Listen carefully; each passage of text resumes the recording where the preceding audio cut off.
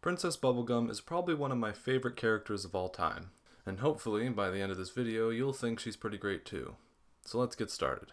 First off, Princess Bubblegum is a hard worker. After all, she built her entire kingdom from nothing, and running said kingdom is a huge responsibility.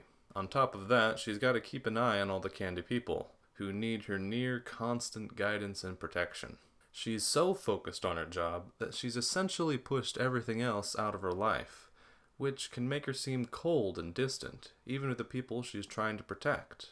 Speaking of who she's trying to protect, let's talk about her relationship with the candy people. Because it's not just a ruler-subject relationship, it's a mother and children relationship.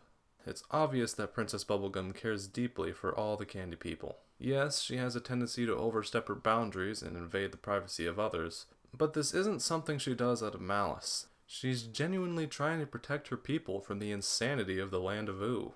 Take Lemongrab, for example. Lemongrab is a danger to himself and others. Mostly himself. Only one! And he's caused nothing but trouble for the princess and the Candy Kingdom. But she never tries to get rid of him or lock him up somewhere.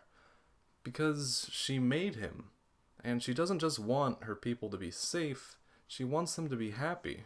Which brings me to another thing I want to talk about, the religious symbolism present in the character. I know it seems odd, but when you think about it, it's pretty obvious. She's over 1,000 years old, she built her own kingdom, and she created all the people who live there. She's kind of like the goddess of the Candy Kingdom, and it's clear some of her people view her that way. Nice! Don't you know nothing? She's an unknowable goddess! She's amazing, and she's flippin' scary. But nice! One of my favorite stories is at the end of Season 6. When the King of Ooh holds an election to replace her, she doesn't feel the need to campaign against him. I mean, I made everyone. I made their homes. The candy people are mercurial, but they're not dillweeds. But in the end, they choose to replace their own creator with a golden man made of wax. A literal false idol. And you see the sad irony of her situation. She's too busy protecting her people to let them know how much she cares about them. I mean, they know that I love them. Despite her role as sort of the goddess queen of the Candy Kingdom, she still manages to be a flawed but relatable character. She's passionate, creative, and regularly works herself to exhaustion. You can see the constant pressure she's under, and it's satisfying to watch when she finally gets fed up with the whole thing. But you know she's always going to take the responsibility back, because that's just who she is. Now obviously, these aren't the only ways to interpret the character.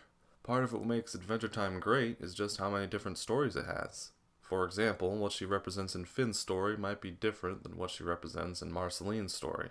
She can even come to represent different things in her own stories, such is the way of the grand mythos of Adventure Time. And it's my hope that people remember and appreciate Princess Bubblegum and all these characters long after the show finally comes to an end.